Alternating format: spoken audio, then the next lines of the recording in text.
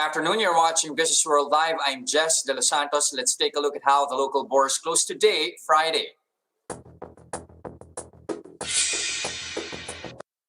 The index finally managing to stage a recovery after 2 days of losses here, though it surged today, still not enough to actually push it back to 7,000. Local shares capping off the week at 6,926.41, adding 1.1%. Shares advance as the palace says that it's now expecting the entire country to be placed under modified general community quarantine or the least restrictive status. This comes in the heels of course, a majority of Metro Manila mayors agreeing to the IATF's recommendation to shift to MGCQ. The president has yet to decide on the matter, but the palace says he should be able to make a choice by Monday, but the verdict will be announced before the end of the month. But despite that development, offshore investors still in selling mode here for the fourth straight day. Net sales at 579.5 million pesos. Looking at our leaders and laggards, Aboitiz is today's big winner, leading gains after Wells Fargo entered into a retail energy pact with Aboitiz Power.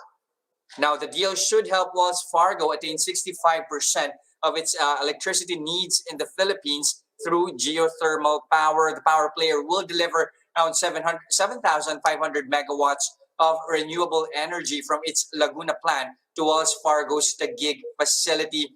Aboitiz Equity Ventures rose 3.8% as you can see here in today's trade. It's now priced at 43 pesos and 60 centavos a piece. Aboitiz Power, likewise, also one of our winners in today's trade. They're also on the upside, adding 2.2% to 25 pesos and 95 centavos a piece. All sectors in the green today, but let's zero in on miners here. The counter gaining as much as 2% here after the Mines and Geosciences Bureau said that 26 mining projects have been given the go signal to proceed with their projects after completing requirements. Director Wilfredo Moncano told the Star that there's no better timing than now, considering the high demand for aggregates, sand, gravel, limestone, and cement feed. No disclosure of names, though, coming from Moncano, but he did say, of these 26 projects, 8 are metallic mines, while 18 are non-metallic. But this might just offer more details. You have Felix Mining in a disclosure confirming that they have attained certification from the MGB for its Padcal mine in Tuba Benguet. Felix is the gage's best performer. It's up 5.3%, now valued at 4 pesos and 74 centavos a piece. Now, here are other headlines we're keeping our eyes on. The Transportation Department is seeking bidders for the first package of the World Bank-funded Cebu Bus Rapid Transit Project.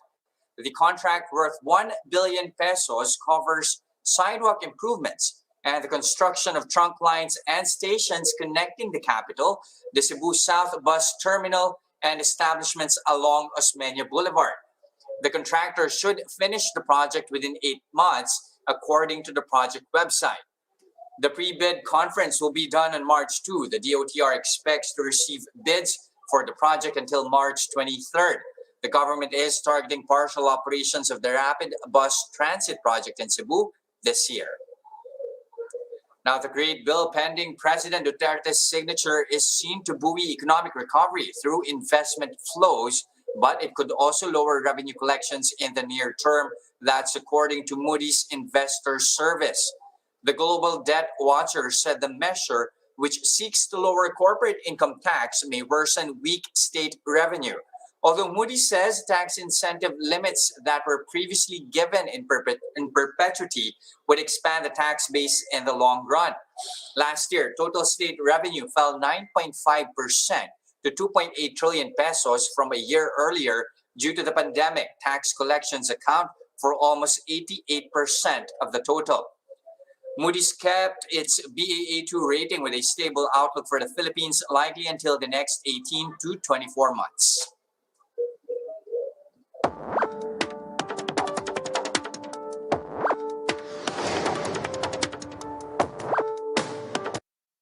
The pandemic has bolstered discussions on redefining the purpose of a corporation. Simply put, it has further fueled the shift from shareholder capitalism to an economy that serves all, or stakeholder capitalism. To enlighten us more about what this really means, we have Sharefield President Francis Lim. Good afternoon, Sir Francis. Okay, Jester, thank you. Just a correction, I'm no longer the Sharefield President, but the President of the Financial Executives Institute of the Philippines. After my All term right. as President of the Management Association of the Philippines. Okay. All right, we're gonna take note of that one, sir. I believe, sir, we're having some problems with your visual, sir. If you can just turn on your camera for now before we proceed with the interview, sir. Okay. All right, there you go, better. Okay, so kicking off with this discussion on shareholder capitalism, that has been the norm for decades. But big corporations and world leaders want to put an end to it and instead align themselves with stakeholder capitalism. But what is it exactly, and how does it differ? Well, as shareholder capitalism is a shareholder-centric way of managing a corporation. In other words, you have to take into account the good of your shareholders or those that own the company. Stakeholder capitalism, on the other hand, takes into account stakeholders other than your shareholders. For example, you have your customers, you have your employees, you have your communities, and you have your suppliers. No? So it's much broader than the shareholder-centric way of looking at things. No?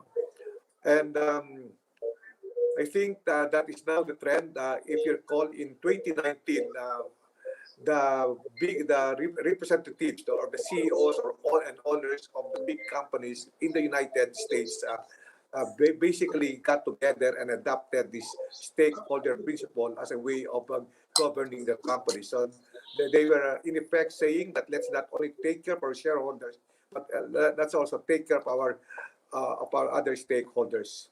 And now in the Philippines, the corporation code has been amended, I think that in 2019, to make stakeholder principle part of our statute books. Okay, before we proceed to the Philippine setting, I just want to ask really, how timely is it that there's this shift happening in corporations amid the pandemic? Or is the crisis a much needed booster for stakeholder capitalism? It's very timely because, as you know, corporations have banded together, have come forward to help society deal with the pandemic. This is the pandemic is one, or at least a very big health and economic crisis, and the government cannot do it alone. Private capital should come in, and that's where the stakeholder principle of capitalism has really played a key role in. No? So, for example, you have seen companies distributing PEPs, protective equipment for health workers. They put up makeshift hospitals. Okay, and now that the vaccines are ready, you have heard the private sector acquiring vaccines and donating part of it to the government. And we have, for example, the ICTSI trying to acquire Moderna for member companies now, because I think the government cannot do it all alone by itself. So that's a very good example of how the stakeholder principle works in a situation such as this pandemic situation that we now have. Okay, good thing that you mentioned that example there, but that also begs a question. Are majority of Filipino corporations joining the shift here? Are Filipino firms more sustainable and inclusive now as well? There is an effort by Filipino companies led, induced by our regulators, the SEC, by the PSE, to take care of that, to really shift to the stakeholder principle. And that's basically because it's good, per se, because no man can be an island by itself. For example, the big companies need the smaller companies for their, as part of their supply chain, because no matter how big a company you are, if you don't have suppliers, because the suppliers come from small, medium enterprises, then there goes your business. No, So the companies, big companies, take care of their suppliers as well, the same way that they take care of the employees and their customers. Okay. This time around, Sir Francis, I just want to ask you about your reaction to a possible shift to modify general community quarantine, especially representing the private sector. Well, it's a balancing act between health and the economy, no? Life and livelihood, so to speak. No? Um, for as long as the health protocols are observed, I personally do not have any objection to a modified quarantine because I think we have to get our economy moving. People are suffering. Just over lunch, my wife and I. My wife is a trustee of one of the colleges, and I think she was saying that there's a dwindling enrollment, and it's because the parents cannot really afford to send their kids to school because of decreased livelihood. For Mhm. me, for as long as the health protocols are strictly observed, why not open up the economy, Mhm. especially with the advent of the vaccines? But would you say that even if we further reopen the economy, would you say that consumer confidence is already present to actually really help drive some level of recovery here for the economy? Uh, Consumer confidence is slowly coming back, but it's not still that full. No? Because even if you open up the economy, if there's no confidence of the public, for example, in going to a mall, going to restaurants, then opening up the economy does not really help. So you also, part and parcel of opening up the economy is to bring back on the consumer confidence, the public confidence of the public in going out and spend their money and therefore help the economy recover. So that's a big part of the equation, Jester. All right, so definitely something that we need to at least strive as at least as government tries to further reopen the economy is at the same time boost consumer confidence. Thank you very much for your time this afternoon, Sir Francis Lim. Okay, thank you very much, Jester. Thank you, sir. And those are the biggest news this trading day, February 19, 2021. Catch Business World live again Monday next week at 9:30 a.m. for the market open and 3:15 p.m. for the market close. I'm Jes Delos Santos. We are One News.